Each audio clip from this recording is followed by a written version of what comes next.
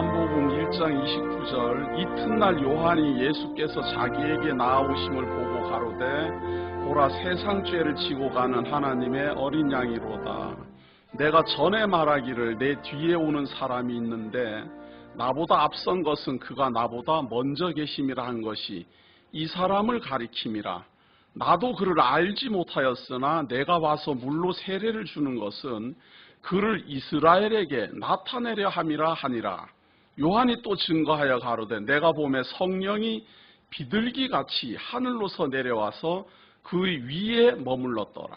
나도 그를 알지 못하였으나 나를 보내어 물로 세례를 주라 하신 그이가 나에게 말씀하시되 성령이 내려서 누구에게 위에든지 머무는 것을 보거든 그하고 성령으로 세례를 주는 이인 줄 알라 하셨기에 내가 보고 그가 하나님의 아들이심을 증거하였노라 하니라. 34절까지 봉독해 드렸습니다. 요한복음 강론 제5강입니다. 성령이 임하는 자입니다. 오늘 우리가 5강에서 살펴봐야 될 이 중요한 주제의 내용은 성령이 임하는 자입니다. 세례 요한이 구약의 마지막 선지자로서 이제 메시아를 증거하는 그 가장 큰 특징, 메시아가 올 것이다, 구원자가 올 것이다, 죄사함이 이루어질 것이다, 하나님의 나라가 임할 것이다, 그의 나라는 무너지지 않을 것이다, 여러 가지 구약 예언들이 많습니다.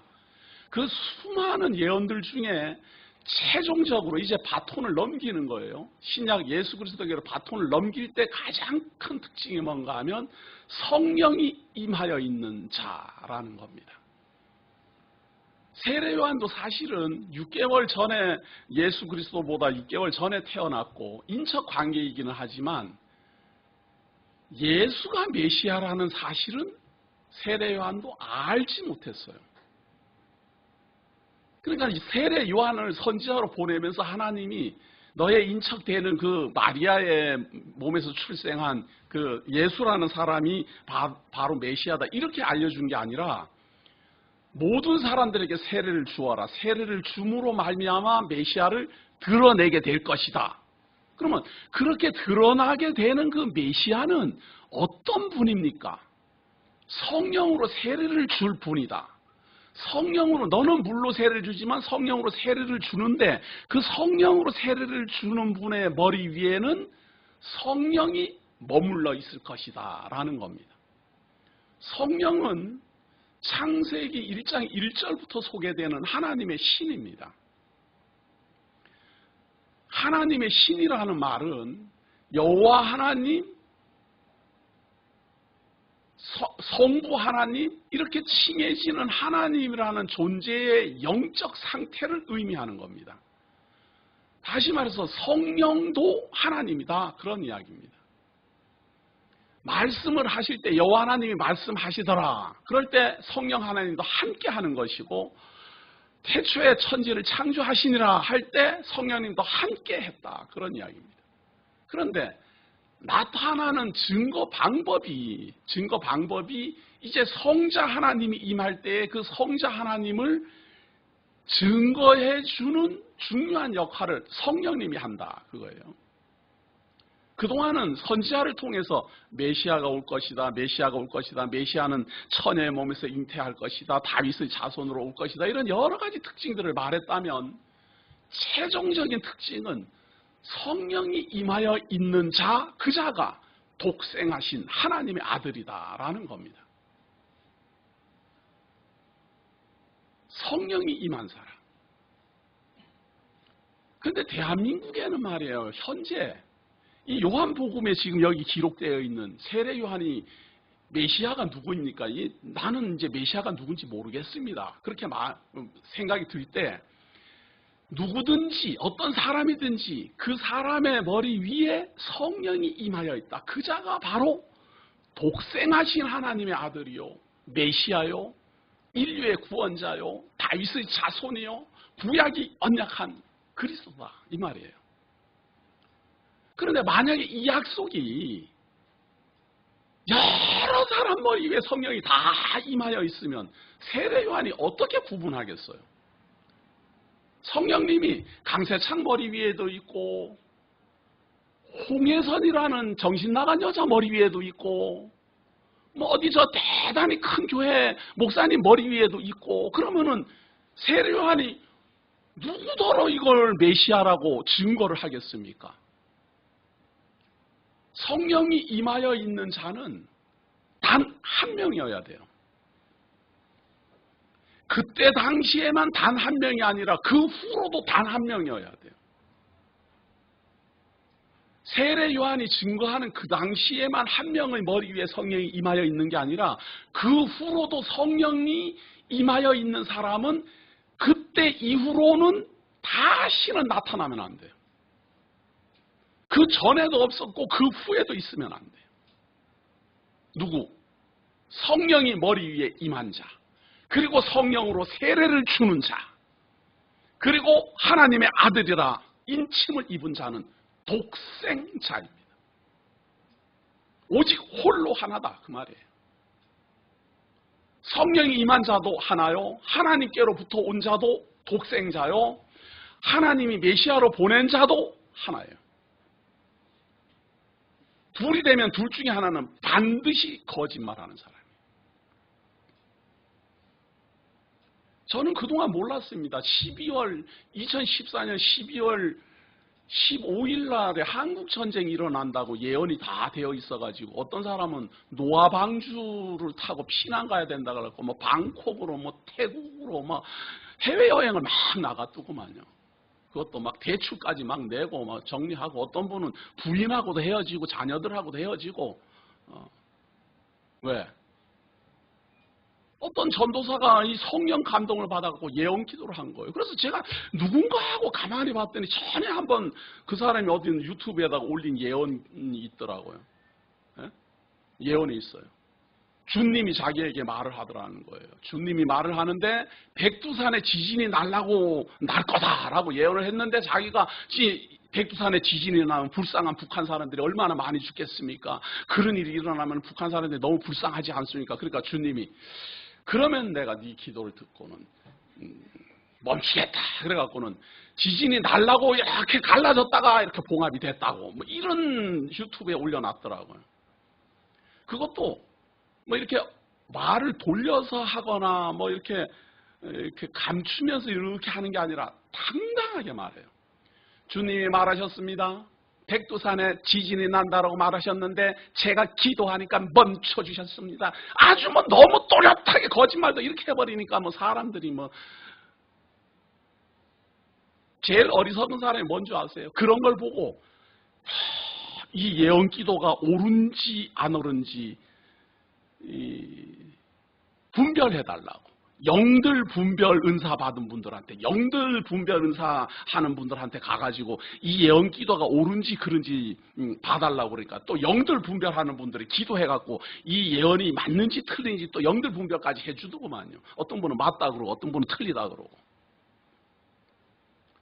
그래갖고 12월 25일 날, 2014년 12월 15일 날 전쟁이 난다고 그랬어요. 그리고 전쟁이 나는데 막 땅굴이 16개, 제가 자세히 봤어요. 땅굴이 16개가 있는데 거기서 갑자기 막 북한군들이 다 튀어나가고 30분 만에 막 다 절단 난다는 거예요. 2개 도시가 초전박살 나는데 한 개는 종로, 하나는 청와대. 전쟁이 터지면 어린아이들은 전부 다 북한으로 잡혀가서 인육으로 처리될 거라는 거예요. 주님이 그랬다는 거예요. 주님이. 그놈의 주님은 어디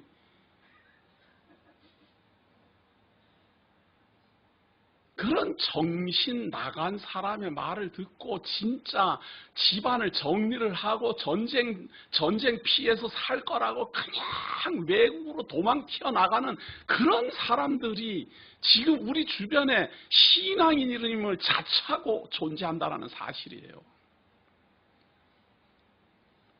수많은 사람들이 뭐 기도를 딱 하니까 주님 제가 이런 일을 당했는데 어떻게 하면 좋겠습니까? 그러니까 주님이 딱 나타나고 하는 말이 내가 너와 함께 하는데 뭘 걱정하느냐 그러더라는 거예요. 그러니까 또 다 그런 줄로 알아요. 야 저분은 참 영적 그 능력이 있어갖고 저러는가 보다. 그래갖고 맨 처음에는 그걸 부러워하다가 조금 있으면 그 사람도 따라합니다. 처음에는 야 우리 목사님은 정말로 능력이 많으시는 것 같아. 왜냐하면 주님과 항상 동거하니까. 말끝마다 뭐 응답받았다. 어제는 이렇게 말씀하셨다. 오늘 새벽에는 이렇게 말씀하셨다. 뭐 이렇게 자꾸 하다 보니까 처음에는 우리 목사님은 참 영적으로 맑으신 분이다 하고 부러워하다가 한 몇 달 지나면요. 그렇게 부러워하던 사람도 따라서 합니다. 기도했는데 응답을 기다리고 있는데 어제 응답이 떨어졌다. 지금 대한민국 신비주의 개통 교회는 99%다 그런 거 하는 거예요. 그래서 그런 거 할 때 그냥 저처럼 이렇게 한국말로 하면 안 믿어주니까 움베르토 세벨의 도끼로 이마 깜빡개서로 피받아 막 하면서 또 해야 돼요. 그러면 또 처음 듣는 말이니까 저게 뭔 말인가? 뭔가 나는 모르겠지만 무슨 하나님의 말인가 보다. 그래가지고는 또 기독교가 그렇게 장난스러운 건 줄 아는 것 같아요. 사람들이. 기독교가 그렇게 황당무계한 게 교회인 줄 아는가 봐요.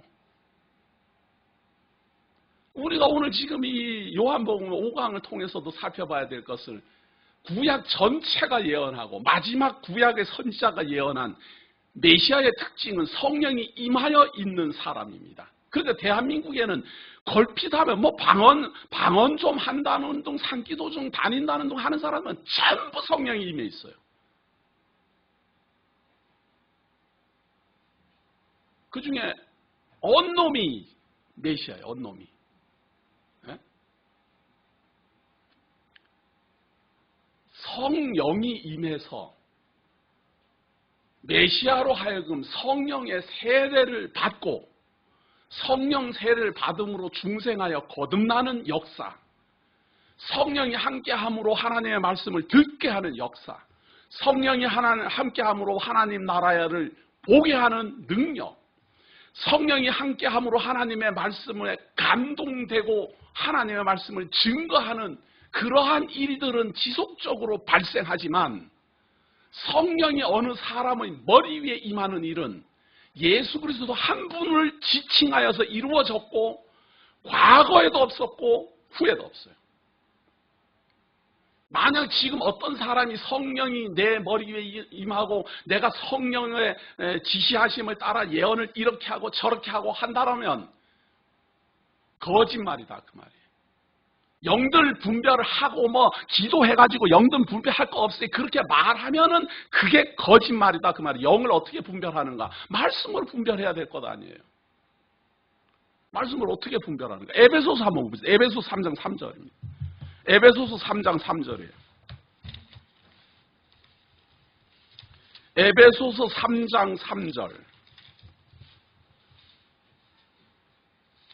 곧 계시로 내게 비밀을 알게 하신 것은 내가 이미 대강 기록한 것 같으니 이것을 읽으면 그리스도의 비밀을 내가 깨달은 것을 너희가 알 수 있으리라.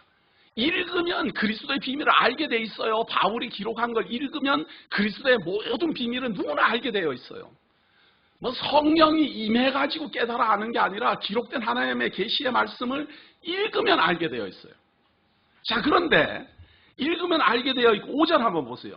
이제 그의 거룩한 사도들과 선지자들에게 성령으로 나타내신 것 같이 다른 세대에서는 사람의 아들들에게 알게 하지 아니하셨으니 확증을 지어버렸어요. 우리 이 교회는 선지자와 사도들의 터 위에 있는 겁니다. 선지자와 사도들의 터 위에 있다라는 말은 선지자가 예언하고 사도가 확증한 그 하나님의 계시의 말씀 위에만 존재한다 그 말이에요. 사도들이 더 붙어나가거나 선지자가 더 늘어나는 게 없어요. 선지자가 딱 정해져 있고 사도들이 정해져 있고 그 선지자와 사도들의 터가 확정되어 있어요. 그 터가 늘어나거나 줄어들거나 그러지 않아요. 그리고 선지자와 사도들이 언약하고 확증한 그 터 위에 있기 때문에 우리들의 확증은 항상 선지자와 사도들의 계시로 말미암아 확증돼요. 무엇이? 이것이 사악한 영인가? 이것이 하나님의 계시인가? 하나님의 계시로 판단한다 그 말이에요. 성경은 선지자와 사도들에게 나타난 것 같이 다른 세대에서는 안 나타난다는 거예요. 성령으로 선지자를 통해 가지고 임했던 것, 성령으로 선지자들을 통해서 나타났던 표적, 성령으로 사도를 통해서 나타났던 표적들, 계시들 안 나타난다는 거예요. 무슨 소리예요? 지금 2014년도 12월 15일 날 홍해선이라는 그 플러신학교를 졸업한 전도사님이 계시를 받았다는데 그걸 공갈이라 그런다 그 말이에요. 그런 걸. 그걸 뭐 때를 기다려갖고 12월 15일 날 일은 무슨 일이 일어나나 안 일어나나 지켜보다가는 뉴스를 딱 봤더니 토막살인 사건만 나왔대. 이래갖고 그때서 아는 게 아니라 그 말을 듣는 순간 이건 거짓말이다. 성령으로 임해가지고 뭐 무슨 예언을 하고 성령을 받아가고 무슨 표적을 행하고 성령을 받아가지고는 뭐 예수님이 뭐 귀에다 대고 내가 너를 사랑한다, 뭐 내가 너와 함께한다. 그런 말을 듣는다라는 그런 말을 하는 그 순간부터 아이고 이거는 거짓말이다. 딱 처리해버리라 그 말이에요. 그것이 성경이 말하고 있는 우리 교회는 선지자와 사도들의 터 위에 존재한다라는 말을 제대로 이해한 사람이에요. 선지자들이 하지 않은 말, 사도들이 하지 않은 말. 왜 그런 말을 사람들이 그렇게 가지고 할까? 그게 바로 사악한 영이에요. 사악한 영은 광명의 천사인 것처럼 가장하고 언제든지 나타나서 성령과 비슷한 것처럼 사람들을 미혹한다 그 말이에요. 막연하게 내가 이렇게 머릿속으로 생각해서는 도저히 알 수가 없기 때문에 하나님의 말씀을 면밀히 살펴보면 성령이 임한다. 누구에게? 독생하신 자에게만 임해요. 그리고 그렇게 임한 성령님은 성령 세례로 우리에게 깨닫게 하고 배우게 하고 중생하여 거듭나게 하고 성령의 세례로 말미암아 믿어지게 해요. 그런데 너도 나도 그 사람 예언기도 할 때 그 앞에 문구가 있더구만요. 성령을 해방하지 말라. 성령 해방이라는 것은 바로 그거예요. 성령을 통해서 선지자와 사도들에게 임하였던 것처럼 다른 세대에는 나타내지 않겠다라고 성령님이 그렇게 말을 했어요. 성령님의 감동을 통해서 선지자와 사도들로 말미암아 나타났던 그런 일들은 다른 세대는 나타나지 않는다라고 했는데 어떤 사람이 무슨 소리냐 여기 나타났다 그런 걸 성령 해방이라 그러는 거예요. 성령님이 한 말을 거짓말이라고 말을 하는 걸 해방한다 그러잖아요. 성령님은 다음부터는 다시는 안 나타나고 오직 복음으로 하나님의 계시로 선지자와 사도들로 말미암아 증거된 말씀으로 깨닫게 한다. 이렇게 말을 했는데 나는 어디 기도원 가고는 하다 보니까 성령님이 내게 확 임하고 내 머리 위에 항상 성령님이 동거해서 성령이 내주하고 그래갖고 내가 하는 말마다 하나님께서 응답하고 하나님이 내가 무슨 걱정만 하면 답변하고. 제가 또 한 번 말씀드립니다. 과대망상증이 걸리면 말이에요. 몇 명 거기에 따라다니면 교주가 되고 안 따라다니면 정신병원 가고. 현대인들 중에 말이에요. 이게 지금 가장 심각하게 나타나는 게 뭔가 하면 바로 정신병이에요. 현대병 중에 가장 심각하게 나타나는 게 정신병이에요. 먹고 살기 힘들 때는 정신병이 들 사이가 없었어요. 밥을 굶기 때문에 먹고 살아야 된다라는 그런 것 때문에 눈 뜨면 나가서 일하고 해줘야지 들어와 잠자고 그러기 때문에 뭐를 생각을 하고 고민을 하고 이럴 시간이 없어요. 시간이. 하루 종일 일했으니까 들어오면 몸은 그냥 피곤해서 바로 잠들고 그러니까 정신병에 들 뭐 그런 사이가 없어요. 그런데 현대인들은 아파트에 같이 살면서도 옆에 사람하고 대화 안 하지요. 한 집에 살면서도 방방이 들어가고 서로 대화 안 하지요. 혼자 계속 생각할 시간이 많아요. 뭐 육체적인 일은 안 하지요. 그러니까 계속 생각을 많이 해가지고 정신병이 만연돼 있어요.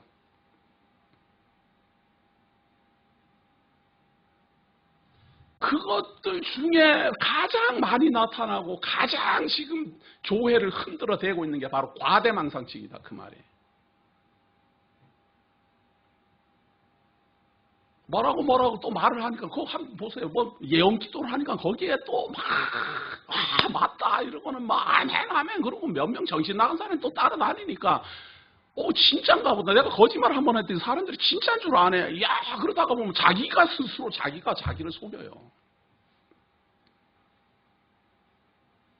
그 사람 말 듣고 외국에 막 나가 있는 사람들 어떻게 할 거냐고 물어봤더니 내가 어떻게 책임지냐고 자기네들이 알아서 해야지 그러더만. 무슨 말인가 하면 속고 나면은 나중에 깨달은들 뭐 하겠어요. 돌아올 길 없는데.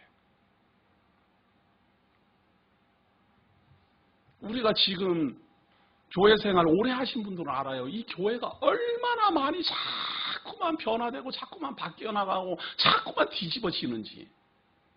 왜 그런 줄 아세요? 교회조차도 이제는 올바른 진리 안에서 성장하고 진리 안에서 확고부동하게 전해지지 않고 진리 안에서 성도들을 인도하는 게 아니고 전부 자기 생각, 방법, 수단 이런 걸로 교회를 가다 보니까 요래하면 된다더라 조래하면 된다더라 그런 것만 배워서 교회가 이렇게 됐다 저렇게 됐다 야만 법성이 나는 거예요. 이게 지금. 이렇게 해보다가 안 되면 저렇게 하고 저렇게 해보다가 안 되면 이렇게 하고 정신이 완전히 막 혼란스러워져 버렸어요. 그래갖고 정말 뭐가 이게 진리인지를 몰라요. 여기 가서 말 들으면 맞는 것 같고 저 가서 말 들으면 맞는 것 같고. 그러나 조금만 좀 깊이 생각해보면 세례 요한도 한번 생각해보세요. 세례 요한은 이때 당시에 예수님이 나타나기 전까지 유대의 왕을 대항해서 말이에요. 왕을 이렇게 대항해서 이 세례 요한이 활동할 때 그 유대 왕이 그 헤롯 대왕의 아들이에요. 직접적인 아들은 아니지만 그래도 헤롯 대왕의 후계자예요. 그런데 결혼을 해서 결혼을 하는데 누구랑 했는가 하면 형수하고 했어요. 왕후를 맞아들이는데 가만히 봤더니 형수가 마음에 드는 거예요. 형수가. 그래가지고 이 형을 제외시키고 형수를 아내로 맞아들인 거예요. 그 여자 이름이 헤로디아예요. 그 여자를 맞아들이니까 다른 사람이 가장 권력자가 그러고 사니까 그걸 뭐라고 해요? 당신이 이렇게 추한 짓을 하면 되느냐? 이 말을 아무도 못해요. 그런데 세례 요한은 그 왕을 대항해서 그걸 그대로 지적합니다.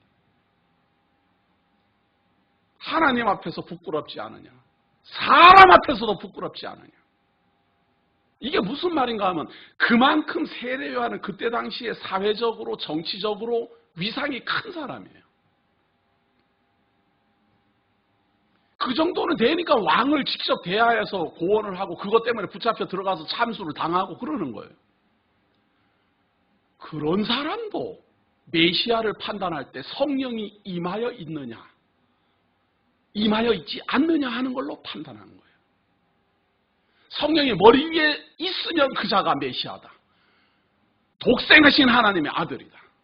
성령이 임하여 있으면 그가 우리를 구원을 하나님의 어린 양이다. 이렇게 성령이 임하여 있는 자는 예수 그리스도 이후 단 한 명도 존재하면 안 돼요. 존재하면 그게 바로 거짓 적 그리스도예요. 근데 성령 알기를 우습게 하니까 너도 나도 뭐 어디 가고는 뭘 하다가 뭐 치뛰고 내리뛰고 하다 등어리만 한번 끄떡끔 하면은 성령이 자기하고 막 그냥 함께 하는 줄로 착각해요. 성령이 없는 건 아니에요. 성령님이 있어야 우리가 중생하여 거듭나며 성령이 하나님의 말씀을 듣게 하며 성령이 천국을 보게 하며 성령의 감동으로 하나님의 백성임을 깨달아 아는 겁니다. 그러나 그 성령은 우리가 부를 수 있는 대상이 아니고 우리가 함부로 불러들이거나 함부로 대항할 수 있는 그런 성령이 아니고 성령 하나님이에요. 하나님은 절대자예요. 사람의 말에 따라 움직이는 그런 존재가 아니다 그 말이에요. 하나님의 뜻대로 행하시는 분이고 하나님의 뜻대로 세례줄 자를 세례주고 거듭나게 할 자 거듭나게 하는 분이 성령 하나님이에요. 그런 하나님을 마치 무슨 동네 강아지 이름 부르듯이 불러대지를 않나, 만날 만나갖고 바둑을 두지를 않나. 그게 이게 정신 분열이 된 거예요. 자기 정신이 분열이 된 거예요. 요즘 무슨 드라마인가 보니까 그런 게 있더구만요. 분열이 돼갖고 어떨 때는 깡패, 어떨 때는 갑자기 합자, 갑자기 그러다가 어떨 때는 또 여자가 돼갖고 막 그게 정신 분열된 거예요. 이게 인격체는 하나인데 이 머릿속에서 여러 명이 노는 거예요. 2명이 되면 오모까지 뚫을 수 있어요. 야, 걷어놓으면 어떡하냐. 야, 삼삼은 반칙이야. 삼삼도 요즘은 써준다 이랬어요. 지가 말하고 지가 답변하고 그런 사람 정신병가 한해 빠졌어요. 그런 거 해봤냐? 해봤지요. 저는 해봤지요. 경험하고 싶은 저분한테 저 연구실로 찾아오세요. 제가 비법을 알려드릴 테니까. 자기 정신이 분열이 돼서 인격체가 둘이 되면 이게 정신적인 거예요. 사실은 분열이 된 게 아닌데 머릿속에서만 분열이 된 거예요. 그러면 정말로 객체적으로 느껴져요. 따로 말을 한다니까. 이게 마음이 달라요. 딱 마음이 달라가지고 나에게 지시도 하고 나에게 요구도 하고 제재도 하고 그래요. 완전히 내 생각하고 다른 것처럼 느껴져요. 내가. 둘 정도는 감당할 수 있어요. 이게 만약에 넷으로 막 갈라지면 어떡하겠어요? 그걸 성경이 7 귀신 들렸다 이렇게 표현하는 거예요. 7 귀신 들렸다는 거 7개 인격체로 막 갈라져 있는 거예요. 지금 학적으로는 그렇게 말을 하는 거예요. 군대 귀신이 들렸다. 그럼 이건 셀 수 없이 많이 들었다 이런 이야기예요. 그러면 정신 나간 사람 말을 우리가 정상적인 사람이 온전한 인격체를 가지고 오늘 아침에도 참 또렷한 정신으로 일어나서 또렷하게 식구들하고 같이 식사하고 참 함께 하나님께 예배하러 온 이런 정상적인 사람이 그렇게 분열돼 갖고는 이렇게 말하고 저렇게 말하고 이상하게 돌아가면 저 정신 나간 사람이구나 하고 딱 물리쳐야지. 당연한 거 아니에요? 그게 뭐가 그렇게 신기해 갖고는 그게 맞을까 틀릴까 영들분별하면 어떨까. 기독교는 그렇게 황당무계한 무당 종교 아니에요. 무당은 귀신 들려서 하는 행동이에요. 그 무당은 귀신이 들려있잖아요. 다른 인격체가 어떻게 그들에게 들어와 버린 거예요. 그래가지고 그 사람이 아닌 다른 존재에 의해서 명령을 따라서 행동해요. 대부분 조상신이라고 하지만 사실은 그게 귀신의 장난이다 그 말이에요. 사단의 장난이다 그 말이에요. 그리고 귀신의 능력은 영물이기 때문에 우리가 생각할 때는 신기한 현상이나 표적을 보여줄 수 있어요.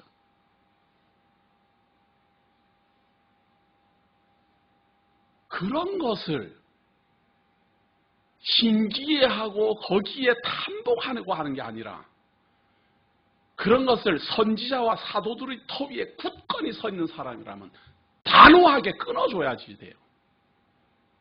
단호하게 끊어주고 당신이 그런 입장에 처해 있고 당신이 아무리 좋은 지혜를 가지고 있고 당신이 아무리 어떤 특별한 표적을 행한다 하더라도 선지자와 사도들이 말하지 않은 계시를 넘어서는 것은 용납할 수 없다. 이것이 교회예요. 선지자와 사도들의 터. 성령이 임한 자는 오직 독생하신 하나님의 어린 양. 하나님의 성도는 그분으로 말미암아 성령 세례받은 사람들. 성령 세례받은 증거가 뭡니까? 중생하여 거듭난 게 성령 세례받은 거예요. 성령 세례받은 증거가 뭐 방언하고 어쩌고 그건 다 과거사예요. 성령이 임하고 사람들에게 성령의 활동력이 시작될 것을 예언했고 예언된 대로 이루어진 것이 바로 표적들 사도들에게 나타나는 사건이에요. 그러나 그렇게 나타났던 사도들에게 나타났던 그런 현상은 다음 세대 사람의 세대에는 나타나지 않는다. 선언했으면 안 나타나야 되는 것이지. 너도 나도 지금 내가 방언한다느니 어쩐다느니 하고 난리 벅치. 그리고 성경에서 말하는 방언은 반드시 사람의 언어여야 돼요. 대한민국에서 하는 말이 무슨 사람의 언어예요. 개구리 울음소리 비슷하기도 하고 할렐루야 소리 반복하는 것 같기도 하고 혀꼬부라지는 소리 같기도 하고 경기하는 소리도 같고.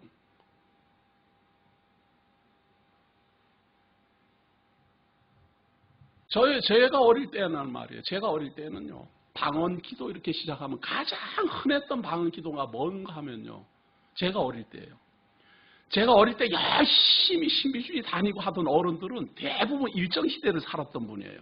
그래서 제가 어릴 때 방언 기도를 하는 분들은 대부분 다 니덕씨랑 내 까불어 밖에서 피받아 전부 일본어 비슷하게 가만하지는 말도 안 되는 소리를 하고 있어요. 그게 그냥 나오는 게 아니라 뇌에 인식되어 있는 것이 자기는 사실은 배우지 않은 것이 나온다 그러지만 우리들 뇌에 인식되어 있는 것이 나오는 현상이에요. 그런 것이 아무리 신기한들, 그런 것이 아무리 놀라운 것 같아도 선지자들의 언약과 비교하겠어요? 하나님이 선지자를 통해서 언약하신 것과 비교가 돼요? 하나님이 사도들을 통해서 증거하신 내용과 비교가 되느냐 그 말이에요. 완전히 1.1획도 틀림없는 완전 무결한 하나님의 진리의 말씀을 가지고 있으면서 어디서 이상한 그런 잡동사니 이상한 잡설들 그런 귀신의 장난 그런 거에 혹해갖고 사람들이 뭐 응답 받았니 오늘 들었니 말았니 그런 거에 그렇게 혹하는지 저는 정말 답답해요. 진짜를 가지고 있으면서 무슨 가짜를 가지고 막 논하는 사람들의 말에 그렇게 유혹도를 당하고 사람들이 이리 가고 저리 가고 집안이 막 풍지박산이 나버리고 말이죠. 그거 따라가는 것도 일종의 정신병이에요. 딱 자기 취향에 맞는 거예요. 자기도 좀 황당하게 살고 싶으니까 황당한 걸 좋아하는 거예요. 그게. 그러나 분명하게 하십시오. 성령은 오직 독생하신 하나님의 어린 양, 세상 죄를 지고 가는 하나님의 어린 양에 임합니다. 과거에도 없었고 그 후에도 없습니다.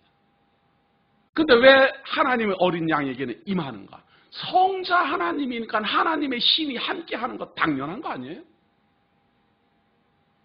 그리고 그 하나님의 신으로 말미암아 하나님의 신 성령으로 말미암아 그 성자 하나님이 약속하기를 성령의 감동으로 기억나게 하고 깨닫게 하고 세상 끝날까지 보호하겠다 이렇게 했어요. 떠나가지 않는다 그 말이에요. 한번 임한 그 하나님의 영은 우리 주 예수 그리스도가 부활하여 승천하여 하나님 옆에 있다 하더라도 우리와 함께 한다 그 말이에요. 나타났다 사라졌다 나타났다 사라졌다 하는 게 아니라 지금도 계속 있으면서 하나님의 택한 백성 찾고 하나님의 택한 백성 찾으면 중생하여 거듭나게 하고 하나님의 말씀 깨닫게 하고 선지자와 사도들의 터 위에 하나님의 성전으로 지어져 가게 합니다. 많은 사람이 함께 하지 않는다라고 슬퍼하지 마십시오. 수많은 사람들이 우리와 다른 생각 가지고 있고 우리를 우습게 한다라고 결코 두려워하지 마십시오. 우리의 믿음은 세상이 감당치 못할 믿음입니다. 내 자신에게서 나오는 믿음이라면 약할 수밖에 없으나 선지자와 사도들의 터 위에 서 있는 믿음입니다.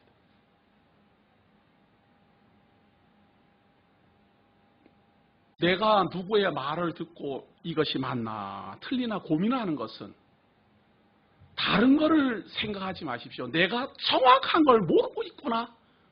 그렇게 생각해야 돼요. 아사부사해갖고 뭐가 뭔지도 판단을 못하는 분이 이거 뭐가 맞을까? 뭐가 맞을까? 아무리 고민해도요 판단 못합니다. 정확하게 알고 있는 것을 배우는 게 빠르지. 어차피 아사부사 이게 맞는지 저게 틀리는지.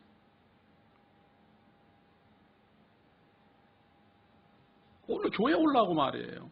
운전석에 이렇게 앉아있는데 저 앞에 오토바이가 한 대 있어요.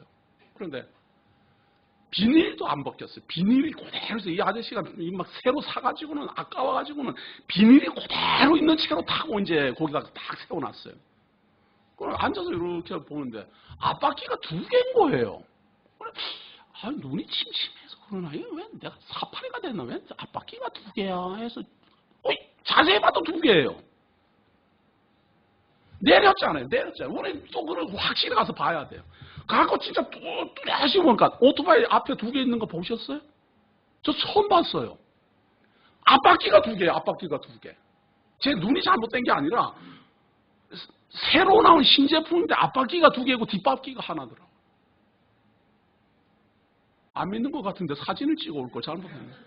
저도 처음 봤어요. 처음 봐갖고 내려가서 진짜 내가 이렇게 막 흔들어 봤어요. 앞바퀴가 2개가 있더만요. 이상하다. 오토바이라는 건 앞바퀴 하나, 뒷바퀴 하나 딱 2개여야 되는데 이거는 왜 2개일까? 무슨 짐승이나 그러면 기형이라 그러겠지만 뭔가 지금 이게 아이디어 제품으로 나온 게 틀림없어요. 다음 주에 제가 사진 찍어갖고 저기다 뒤에다 붙여드릴게요.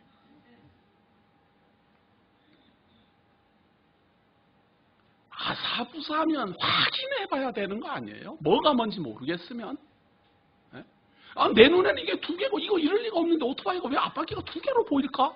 그럼 내려가고 확실하게 확인해봐야 될 거다. 어떻게 된 건지.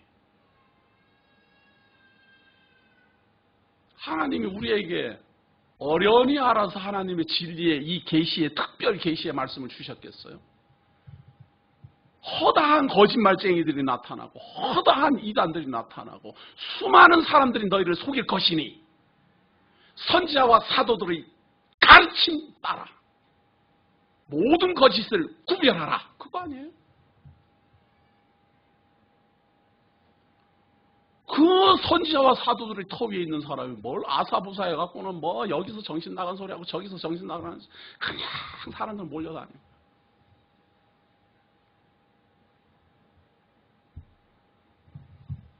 (35절) 한번 보세요. 35절. 또 이튿날 요한이 자기 제자 중 2사람과 함께 섰다가 예수의 다니심을 보고 말하되 보라 하나님의 어린 양이로다. 2 제자가 그의 말을 듣고 예수를 족건을. 세례 요한의 제자였어요. 이 2사람이 세례 요한의 제자인데 예수님을 만나니까 보라 하나님의 어린 양이로다. 그러니까 2 제자가 예수님을 따라가요. 바꿔 말하면 배신자예요.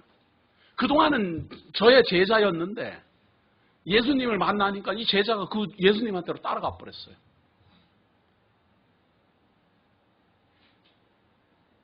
요즘 목사님들은 말이에요. 요즘 목사님들. 저희 어릴 때만 해도 목사님들은 안 그랬어요. 장로교회에서도 감리교회 부흥회할 때 다 갔어요. 그리고 장로교회에서 부흥회하면 감리교회 성도들도 장로교회 다 왔어요. 그거를 이상하게 생각하거나 막거나 그러지 않았어요. 오히려 광고해줬어요. 오늘 뭐 무슨 감리교회에서 무슨 어떤 강사님이 와서 부흥회합니다. 이래갖고는 그 교회 사람들 저녁 그 다음 날 월요일부터 시작해갖고는 그것도 금요일까지 막 하는 부흥회 다 가고 그랬어요. 절대 막지 않았어요. 그리고 좀 누가 잘한다 그러면은 그 잘하는 사람 찾아갖고 일부러 그냥 목사님 찾아갖고는 와가지고 이거 가르쳐 주십시오. 우리 교회 좀 한번 일으켜 주십시오. 우리 성도들 깨우쳐 주십시오. 사정까지 했어요.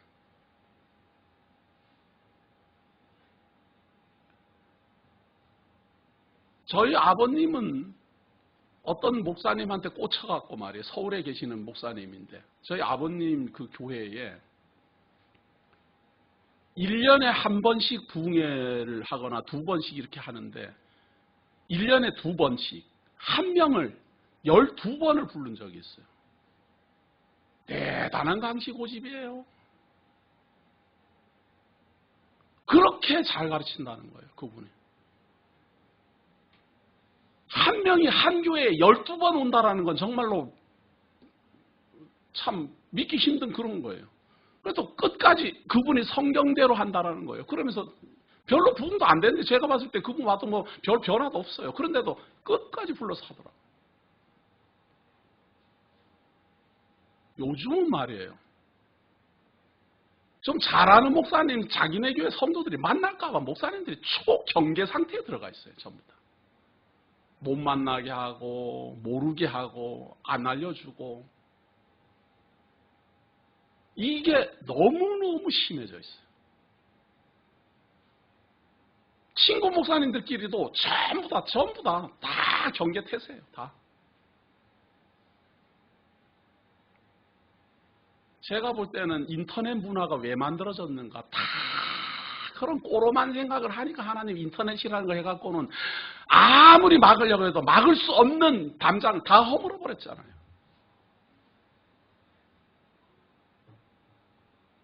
왜 그러겠어요? 왜 그렇게 자기네 성도들을 왜 그렇게 막아서 서로 교제하게 못하게 하겠어요? 뭐 하다 보면은 뭐 거기에 좋다, 여기 좋다 이러면서 떠나거든요. 강 목사도 그렇게 해서 떠나면 저도 속상해요. 그러나 그것을 속상해 한다는 둥, 못 가게 한다는 둥 하는 그 즉시 나는 더 자존심 상해서 저는 말 안 해요. 아니, 신앙의 자유가 있고 하나님의 택한 백성이 자기가 결정할 권한이 있는데, 자기에게 다 있는데, 아니, 나 저 목사님 설교 잘해가고 나 저 가서 배우랍니다. 나 저 가에 있어야지 영적으로 성장할 것 같고 구원의 확신도 저 가에서 들어야지 되겠습니다. 그러면 아니, 속상해도 아이고 잘 가시라고 사뿐히 지려가 말고 가시옵소서. 그래 해야지 뭘 그걸 붙잡으려고 난리예요. 그런데 지금 전부 다 그럽니다. 전부 다 그럽니다. 절대 말 안 해요. 절대 말. 그래 봐야 하나님이 하나님의 백성들을 그럼 그렇게 갇히게 할 줄 아십니까? 인터넷 문화를 한번 보십시오. 아무리 가둬놔도 다 눈이 있고 귀가 있으면 어떻게 연결돼서든지 다 연결되잖아요.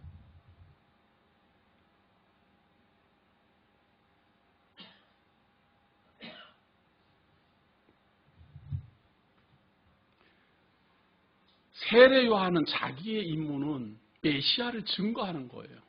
그리스도가 오는 걸 증거하는 거예요. 하나님의 어린 양이 오는 걸 증거하는 거예요. 하나님의 어린 양의 머리 위에 성령이 임하여 있음을 밝혀주는 게 세례 요한의 임무예요. 비록 자기를 떠나고 자기는 쇠하여 진다 하더라도 자기의 임무는 그리스도 만나게 하는 것으로 만족한다. 그 말이에요. 이것이 광야에 외치는 자의 소리예요.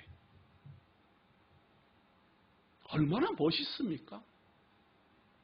목사는 너나 할 것 없이 광야에 외치는 자에 불과해요.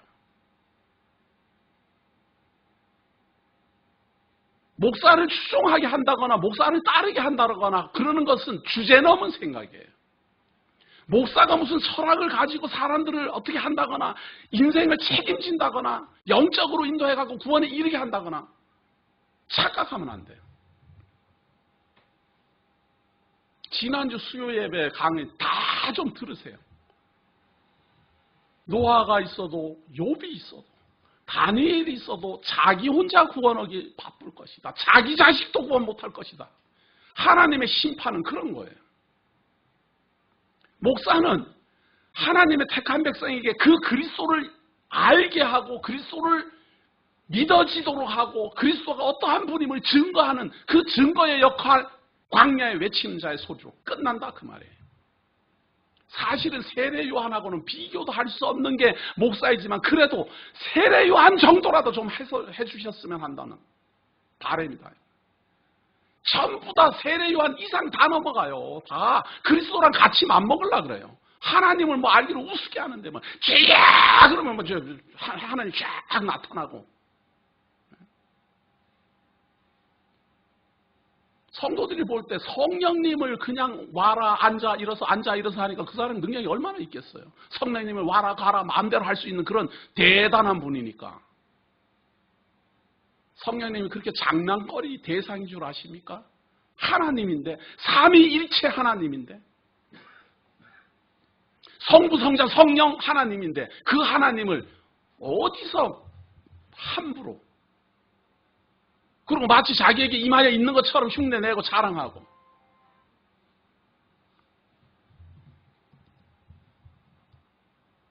세례 요한하고도 비교할 수 없는 위치에 있는 사람이 말씀을 전하고 증거하는 교사이지만 사실은 세례 요한하고도 비교할 수 없어요.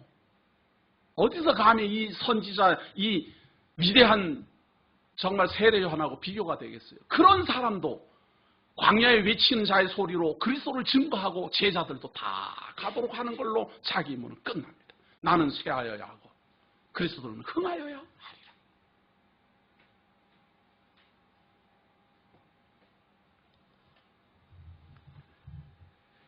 38절 보세요. 예수께서 돌이켜 그 좇는 것을 보시고 물어 가라사대 무엇을 구하느냐 가로되 랍비여 어디 계시오니까 하니 랍비는 번역하면 선생이라. 예수께서 가라사대 와 보라. 그러므로 저희가 가서 계신 데를 보고 그날 함께 거하니 때가 제 10시쯤 되었더라. 세례 요한을 따라다니던 사람이 하나님의 어린 양이라는 말을 듣고 예수님을 따라갔어요. 어디 계십니까? 예수님이 와 보라. 가봤어요. 뭘 봤을까? 뭐를 보고 그때부터 예수님하고 함께 있었을까? 돌아가지 않았다 그 말이에요.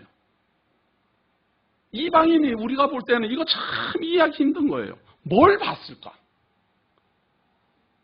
예수님이 여기서 성경 66권을 뭐 가르친 적도 없고 무슨 표적을 행한 것도 없고 무슨 설명한 거 없어요. 그냥 단지 한 말이에요.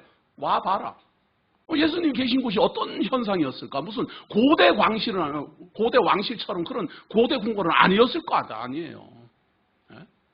일반 그냥 백성들하고 다 똑같으니까 남루한 그러한 모습인데 그런 분이 살고 있는 그 장소가 어떤 장소인지 모르지만 거울 가서 뭘 보고 홀딱 반해가지고 그때부터 거기에 함께 있었겠느냐 그 말이에요. 약속을 알고 있는 자 외에는 알 수 없는 겁니다. 우리는 약속받지 못한 민족이기 때문에 이런 걸 보면은 그 의미를 몰라요. 왜 있었을까? 이 사람들은 왜 예수님을 보고 그 자리에 그냥 있었을까? 헤어지지 않고 그때부터 예수님을 왜 따라다녔을까? 예수님은 아무것도 보여준 적 없어요. 병자를 일으킨 건 후의 일이에요. 조금 있으면은 물로 포도주를 만드는 표적을 보여주지만 그 전이에요, 지금. 그 전에 예수님을 만나고 그냥 같이 있는 거예요. 세례 요한도 아무런 표적 보여준 적 없어요. 물로 세례를 주는 것밖에 없어요. 말씀 전하는 것밖에 없었어요. 하나님의 어린 양이다, 성령이 함께 한다, 그것만 증거했을 뿐이에요. 그 대상이 된 예수님도 아무것도 안 했어요. 와봐라. 가보면 뭐 하겠어요? 우리랑 똑같지.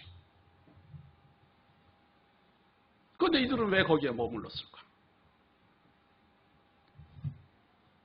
39절 한번 보세요. 예수께서 가라사대 와보라. 그러므로 저희가 가서 계신 데를 보고 그날 함께 거하니 때가 제 10시쯤 되었더라. 요한의 말을 듣고 예수를 좇는 두 사람 중에 하나는 시몬 베드로의 형제 안드레라. 그가 먼저 자기의 형제 시몬을 찾아 말하되 우리가 메시아를 만났다 하고 데리고 예수께로 오니 예수께서 보시고 가라사대 내가 요한의 아들 시몬이니 장차 게바라 하리라 하시니라. 마태복음에 보면 안드레하고 베드로가 있는 걸 보고 예수님이 불러요. 그런데 여기를 보면은 안드레가 예수님을 먼저 만나고 그 다음에 베드로를 불러와요. 그래갖고 봐라 성경이 틀리지 않느냐 하고 또 야단법석이에요. 아이고 잘났다 말이죠. 아니 안드레가 예수님 먼저 만나고 베드로를 만나러 가 있는 상태에서 예수님이 둘 다 불렀다면 어떡할 건데요? 이게 그냥 단숨에 일어난 사건인 줄만 생각하는 거예요. 이렇게 그 다음날 이렇게 전개되는 사건이라는 걸 생각을 안 하는 거예요. 안드레는 지금 예수님 먼저 만났어요. 그 다음에 베드로가 한테 가서 말을 하고 있는 거예요, 배 위에서. 그런데 예수님이 바닷가를 걸어가다가 안드레하고 베드로가 같이 불러가고 베드로한테 너를 앞으로 개발하리라 말이에요. 그렇게 이렇게 전개 안 돼요?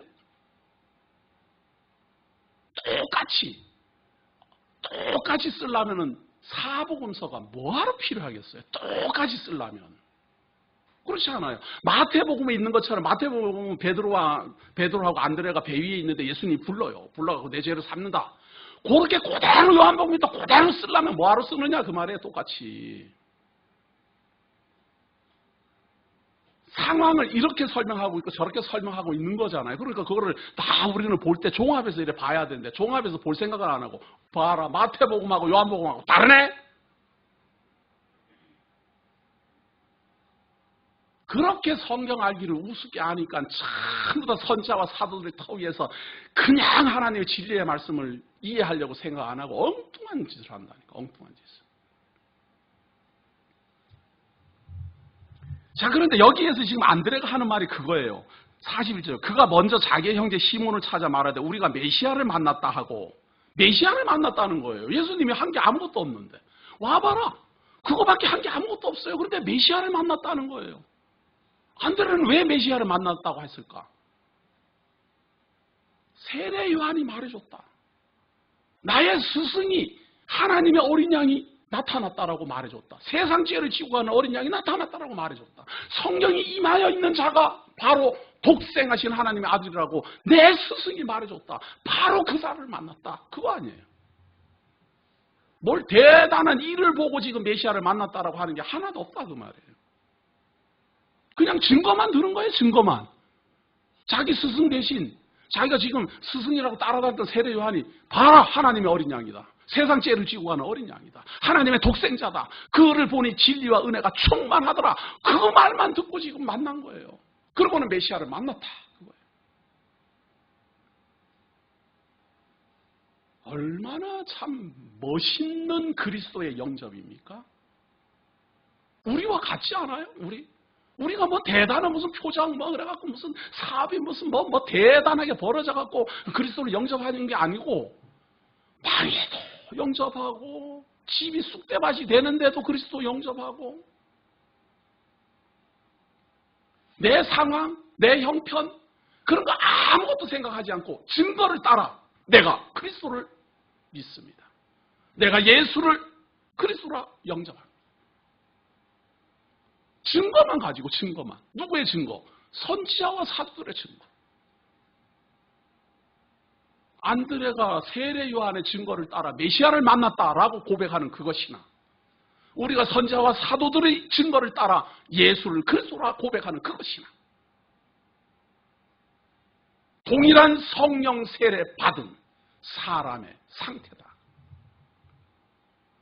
만약에 지금 안드레처럼 만나는 사람마다 지금 다 예수님 제자가 되고 있는 거예요. 그 다음에 이제 베드로도 제자가 될 거예요. 그 다음에 빌립도 되고, 그 다음에 보세요. 43절 보세요. 이튿날 예수께서 갈릴리로 나가려 하시다가 빌립을 만나 이르시되 나를 조치라 하시니 빌립은 안드레와 베드로와 한 동네 베세다 사람이라. 빌립도 나를 그냥 조치라 뭐 별거 없어요. 나를 조차라. 이런 식으로 하면은 말이에요. 예수님이 그냥 만나는 사람하고 내 제자가 되라, 내 제자가 되라. 다 이런 식으로 했으면 지금도 그 예수님 당시에도 수백만 명 만들었을 거예요. 그런데 딱 12명이 되고 나니까 더 이상 안 불러요. 무슨 말인가 하면 그렇게 정해져 있는 택한 자만 찾아냈다 그 말이에요. 이 사람들이 뭐를 보고 예수님을 막 만나러 오고 대단한 표적을 보고 예수님을 영접한 게 아니라 정해져 있는 택자이기 때문에 증거를 들으면 거기에 감동되고 메시아를 만나고 우리가 기다리던 바로 그분이다. 고백이 절로 터져 나온다 그 말이에요. 저는 우리 대구 장로교회 모든 성도님들에게 아무것도 솔직히 말해서 저부터도 살기 바빠요. 그러다 보니 어떤 보장되는 말을 제가 못 해줘요. 그런데도 불구하고 오직 예수는 그리스도인을 사도들과 선지자들의 이 증거를 따라 계속 전하다 보니 자기네들은 참 힘들고 자기네들도 정말로 힘든 그런 지경이 있으면서도 그거 하나 붙들고 있는 거예요. 뭔 표적을 보여준 것도 없고 놀라운 일이 벌어진 것도 없고 간증도 못하게 하잖아요. 간증도 말이에요. 사람들한테 자꾸 시키면 말이에요. 지어냅니다. 처음에는 순박하게 간증을 해요. 그런데 사람은 간증 처음에 이렇게 하고 두 번째 하면 조금 부풀립니다. 조금 하면 3번, 4번. 낚시꾼만 이 고기가 길어지는 게 아니고 간증하는 사람도 이게 부풀어져요. 우리가 일체 못하게 하잖아요. 왜? 사람들 허황되지고 괜히 순박한 사람 말이에요. 괜히 순박해서 정말 진실되게 믿던 사람인데 그런 거에 맞들여 놓으면 말이에요. 이거 어느 교회 가서 간증했더니 사람들이 막 넘어가더라. 요번에는 가가지고는 조금 더 붙여서.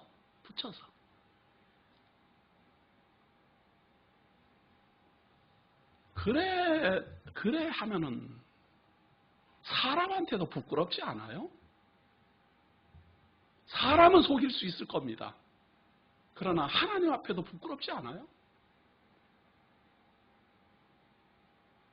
저는 우리 성도님들이 뭘 보고 표적을 보고 혹은 뭔 지혜를 가지고 그리스도를 영접하는 것이 아니라 참으로 십자가의 도를 깨달아 증거를 듣고 믿어지고 영접하고 성령 세례받고 중생하여 거듭나고 천국이 보이고 하나님의 예언이 믿어지는 사람들 되기를 정말 진심으로 바라는 마음 때문에 군더더기를 어떻게 해서든지 없애는 거예요.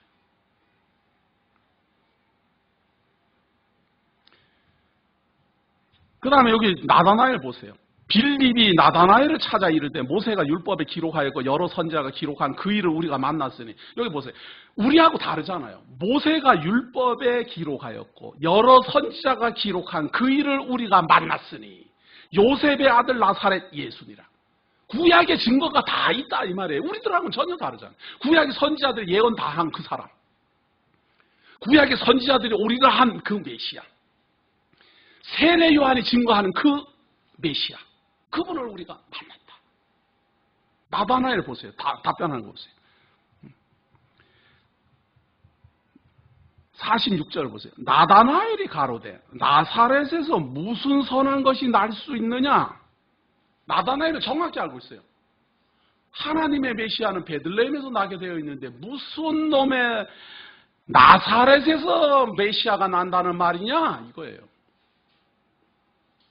구약에는 베들레헴에서 난다라고 그랬는데 나사렛에서 메시아를 만났다니 나사렛 예수를 만났다니 그분이 무슨 메시아냐 이거예요. 속이지 않는 사람이에요. 있는 그대로 핵심을 찔러버린 거예요. 빌립이 가로되 와보라 하니라.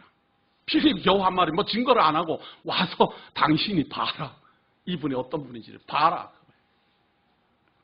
예수께서 나다나엘이 자기에게 오는 것을 보시고 그를 가리켜 가르사대 보라 이는 참 이스라엘 사람이라 그 속에 간사한 것이 없도다. 숨기지 않고 그대로 말하는 거예요. 무슨 베들레헴에서 태어날 메시아가 무슨 나사렛은 나느냐 이런 이야기예요. 나다나엘이 가로되 어떻게 나를 아시나이까? 예수께서 대답하여 가르사대 빌립이 너를 부르기 전에 내가 무화과나무 아래에 있을 때에 보았노라. 나다나엘이 대답하되 랍비여 당신은 하나님의 아들이시오 당신은 이스라엘의 임금이로소이다. 아니 무화과나무 아래에 앉아있는 거 지나가다가 볼 수 있는 것이지 그걸 가지고 보고 네 무화과나무 아래에 앉아있는 걸 내가 보고 알았다. 그러니까 바로 나다나엘이 랍비여 당신은 하나님의 아들이시오 당신은 이스라엘 임금이요 메시아입니다 이 말 아니에요? 나다나엘은 무엇을 봤을까? 아무런 표적을 본 게 없어요. 아무런 표적을 본 게 없고 증거만 들었어요. 세례 요한이 증거했다. 성령님이 임하여 있는 자가 메시아라고 한다더라. 그 성령님의 지칭한 그 세상 죄를 지고 가는 어린 양이라는 증거. 그리고 그분을 만나서 제자들을 보내고 그 제자들은 그 증거를 가지고 또 전하고 또 전하고 또 전하고. 그런데 그 증거해 나가는 그 마지막에 나다나엘이 볼 때는 자기는 예수님을 직접 본 적이 없는데 예수님은 자기를 먼저 본 거예요.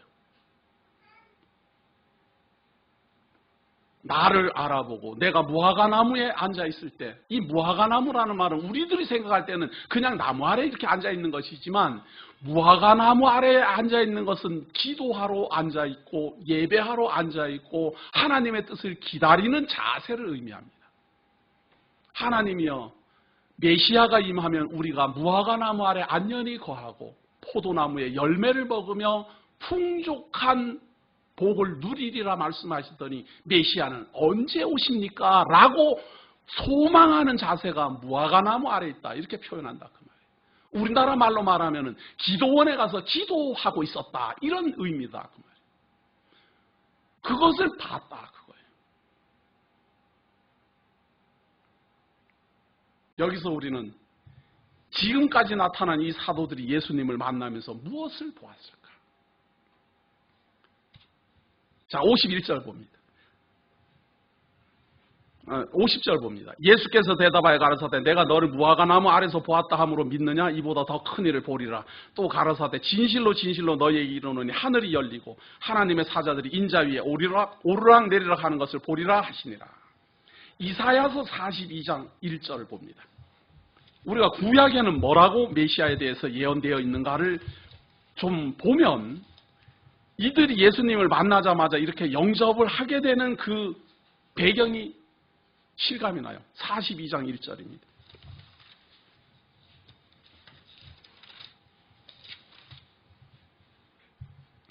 내가 붙드는 나의 종, 내 마음에 기뻐하는 나의 택한 사람을 보라. 하나님이 이제 택한 사람, 메시아를 보내는 거예요. 그리스도를 보낸다라고 700년 전에 지금 예언을 하고 있는데 나의 신을 그에게 주었은즉 첫 번째가 나의 신, 성령이 그에게 있다. 그거예요. 성령이 그에게 임하여 있다. 가장 중요한 거예요. 하나님이 보내시는 하나님의 택한 자, 메시아, 하나님의 어린 양, 세상 죄를 지고 가는 어린 양은 성령이 그에게 있어요. 성령이 그의 머리 위에 있어요. 그리고 그가 이방의 공의를 베풀리라. 그는 외치지 아니하며 목소리를 높이지 아니하며 그 소리로 거리에 들리게 아니하며 상한 갈대를 꺾지 아니하며 꺼져가는 등불을 끄지 아니하고 진리로 공의를 베풀 것이며 그는 쇠하지 아니하며 낙담하지 아니하고 세상의 공의를 세우기에 이르리니 섬들이 그 교훈을 앙망하리라. 시작은 성령이 임함으로 말미암아 시작돼서 이방에게도 복음이 전파되는데 요란스럽지가 않아요. 대단한 영광스러운 일, 대단한 놀라운 일로 알려지는 게 아니라 목소리를 높이지 아니하고 거리에 들리게도 아니하고 외치지도 아니하고 세례 요한이 증거한 예수 그리스도의 모습이 그러한 모습이다. 그 말이에요. 성령이 임하여 있고 당대 최고의 선지자가 증거하는 메시아임에도 불구하고 그의 삶은 소박하기 이를 데 없는 우리와 똑같은 드러나지도 않고 외치지도 않고 들리지도 않고 영광의 광채를 가지고 있지 않는 그러한 존재더라. 그 말이에요. 그러면 이제부터 이분을 만나 참으로 이방의 공의가 전파되는가, 진리로 공의를 베푸는가 확인해 봐야 될 것 아니에요. 참으로 이분이 하나님의 아들이고 참으로 세상 죄를 지고 가는 어린 양이고 참으로 성령의 감동으로 말미암아 많은 구약의 언약을 성취하신 그분인가? 나는 함께 하여 확인하리라. 뭐 좀 하나님의 성도들은 이런 지혜가 있어야 되지 않아요? 예수를 그냥 믿기보다 확인해보자. 이분이 참 메시아인가? 하나님의 어린 양인가? 세상 죄를 지고 가는 어린 양인가? 내 죄를 감당할 대속주인가? 확인해보자. 확인해보자. 확인해보려니 어떻게 해야 되겠어요? 그분과 함께 해야 될 것 아니에요. 그분이 무엇을 말하는지, 그분이 무엇을 증거하는지, 무엇을 조언하는지, 무엇을 우리에게 알게 하는지 성령이 함께 한다면 그분을 만나는 즉시 그분과 함께함으로 선지자와 사도들을 통하여 증거되는 예수는 그리스도라는 사실을 배우게 되고 깨닫게 되고 믿어지게 될 것입니다. 이 하나님의 증거가 오늘 이 시간 함께하는 우리 성도들에게 함께하기를 예수의 이름으로 기원합니다.